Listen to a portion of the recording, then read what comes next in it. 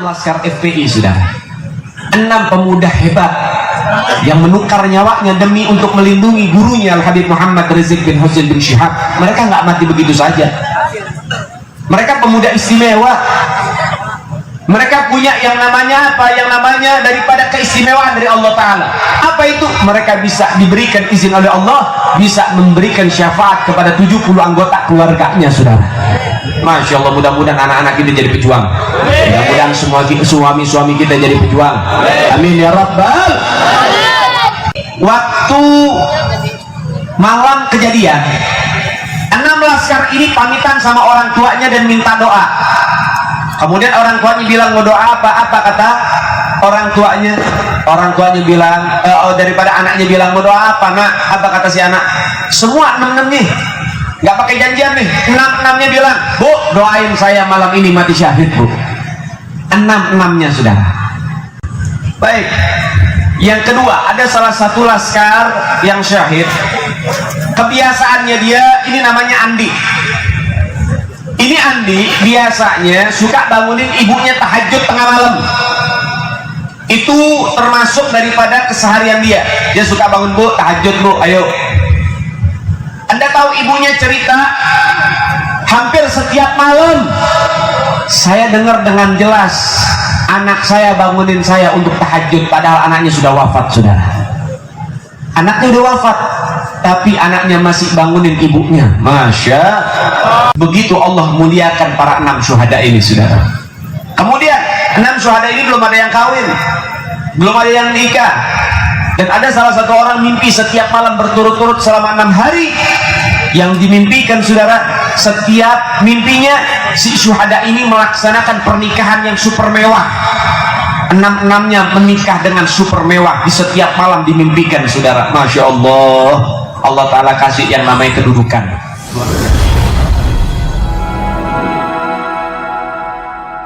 Saudara yang dimuliakan oleh Allah Subhanahu wa Ta'ala, dan perlu disampaikan juga, Nabi juga bilang, Nabi bilang apa? Man mata ala hubbi al Muhammad mata syahidan. Siapa orang yang mati membawa cinta, berjuang mempertahankan cintanya kepada keluarga baginda Nabi Muhammad, dipastikan mati dalam keadaan syahid. Ada namanya Ibn Muljam. Ini orang munafik nih, Ibn Muljam nih. Apal Quran, baca Quran itu udah hatam gak kehitung, saudara, saking banyaknya. Apal Quran dia baca Qurannya udah gak kehitung, tapi mati dalam keadaan murtad, dalam keadaan dibenci oleh Allah Ta'ala, dalam keadaan dimurkai oleh Allah Ta'ala. Karena Ibn Muljam benci sama keluarga Nabi Muhammad, dia yang membunuh Sayyidina Ali bin Abi Thalib. Bacaan Qurannya gak kepake, saudara. Bacaan Qurannya gak kepake. Tuh Ibn Muljam baca Quran lancar, fasih, nggak kepake, nggak berdampak apapun, nggak bisa nyelamatin dia. Karena apa? Karena dia benci terhadap keluarga Nabi Muhammad. Apalagi yang baca doa pakai bahasa Indonesia, nggak bisa bahasa Arab. Jangan mentang-mentang masukin umat Islam 150 orang katanya, kemudian ini orang bangun masjid, nggak kepake kalau benci sama keluarga Nabi Muhammad. Tapi saya cinta sama keluarga Nabi yang lain, walaupun saya benci kepada Habib Rizik, itu jadi masalah. Nabi suruh kita mencintai Ahlul Bait siapapun, semasi mereka keturunan baginda Nabi Muhammad. Satu saja yang dibenci, sama saja dia membenci seluruh para habaib, saudara. Nah, itu yang harus dipahami baik-baik. Ibn Muljam mati dalam keadaan kafir karena benci keluarga Nabi Muhammad. Tapi kita lihat, saudara-saudara sekalian, bagaimana 6 laskar daripada FPI, mereka mati bawa cinta kepada baginda Nabi Muhammad dan keluarga Nabi Muhammad. 6 pemuda hebat, 6 pemuda pilihan, 6 pemuda istimewa yang mereka tukar nyawanya untuk semata-mata menyelamatkan dzurriyyah baginda Nabi Muhammad. Sehingga Allah menyatakan apa? Wala tahsabanalladzi qutilu fi sabilillahi amwata bal ahya'u inda rabbihim yurzaqun. Jangan sekali-kali kamu berpikir orang-orang yang mati di jalan Allah mereka mati begitu saja. Enggak, kata Allah. akan tetapi mereka hidup abadi di sisi Tuhan mereka dan diberikan rezeki yang khusus oleh Allah Subhanahu wa Ta'ala.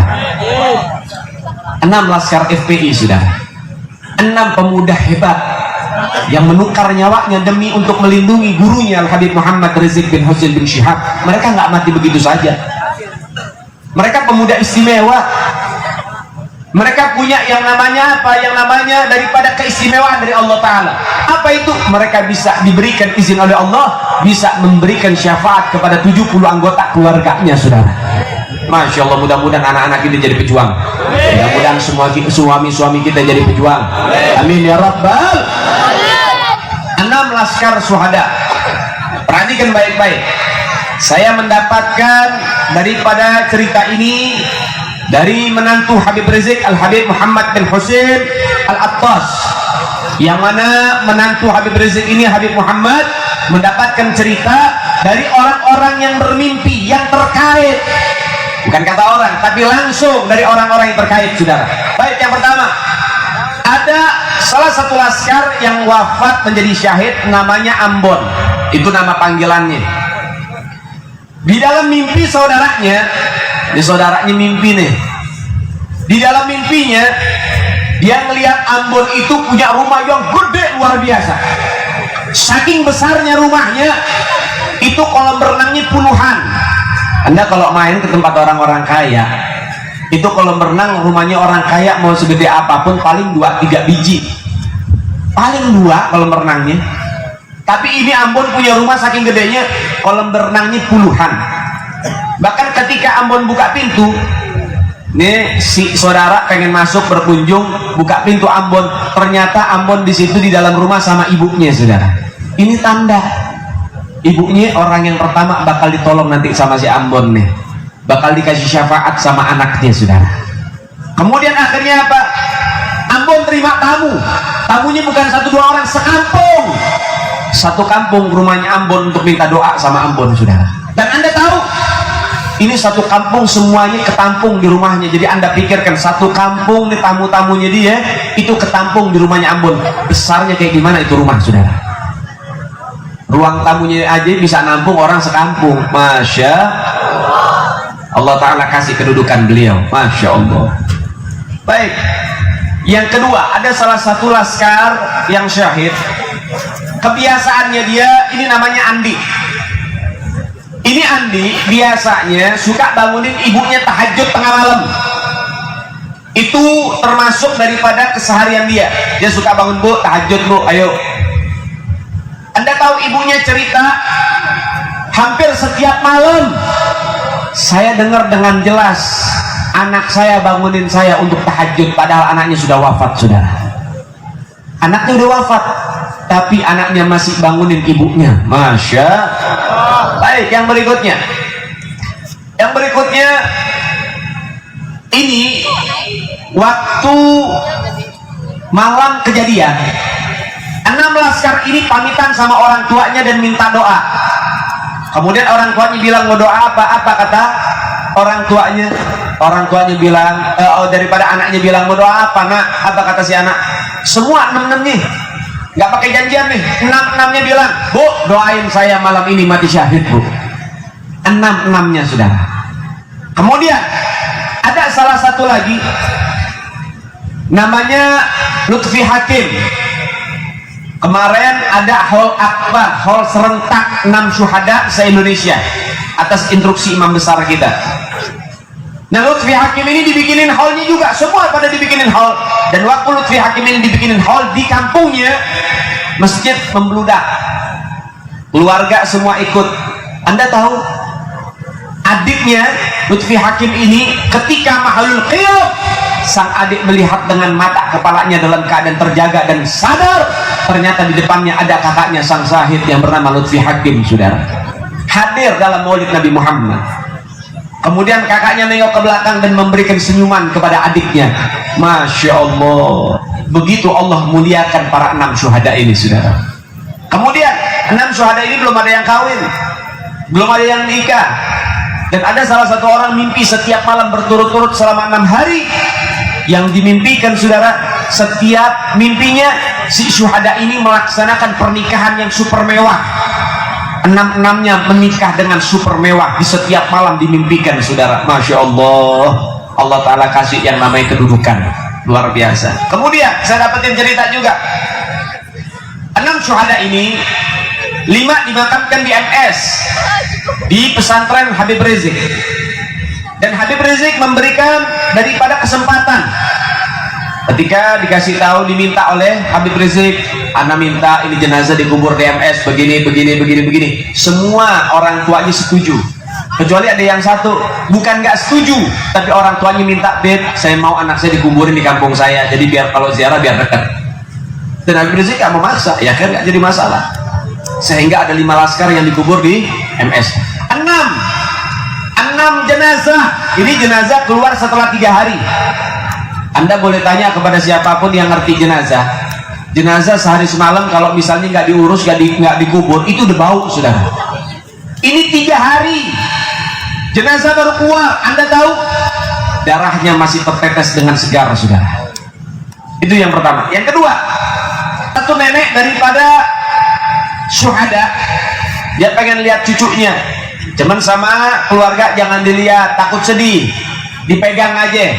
Itu jenazah dipegang, saudara, sambil nangis, ya Allah kasihan cucu saya. Anda tahu tangan si nenek harumnya 3 hari nggak hilang-hilang, walaupun udah dicuci berulang kali, saudara. Harum yang luar biasa. Anda bayangin syahid, yang namanya darahnya itu nggak ada bau amis sama sekali, baunya itu bau kayak minyak misik, baunya wangi luar biasa. Kemudian ente boleh megang jenazah siapapun lagi, dipegang nggak mungkin ente punya tangan wangi. Tapi ini jenazah hanya disentuh saja, tangan neneknya wangi 3 hari walaupun sudah dicuci berulang kali. Lihat bagaimana Allah memuliakan 6 syuhada ini, saudara. Masya Allah, mudah-mudahan semangat pejuang-pejuang kita para syuhada mudah-mudahan mengalir deras ada di dalam tubuh kita. Amin ya rabbal alamin. Nah, saudara yang dimuliakan oleh Allah, begitulah Allah memuliakan orang-orang yang mereka cinta terhadap dzurriyyat baginda Nabi Muhammad. Dan begitu juga Allah menghinakan orang-orang yang benci terhadap dzurriyyat baginda Nabi Muhammad. Nah, saudara, maka oleh sebab itu jadilah orang-orang yang cinta kepada keluarga Nabi Muhammad, karena mereka keluarga Nabi adalah jembatan untuk mendapatkan cinta kakeknya, yaitu cinta baginda Nabi Muhammad. Mudah-mudahan kita hidup dekat dengan keluarga Nabi, kita wafat membaca kalimat thayyibah la ilaha illallah, dan kita dibangkitkan, dikumpulkan bersama baginda Nabi Muhammad sallallahu alaihi wasallam. Amin Allahumma. Satukan hati, satukan jiwa, musuh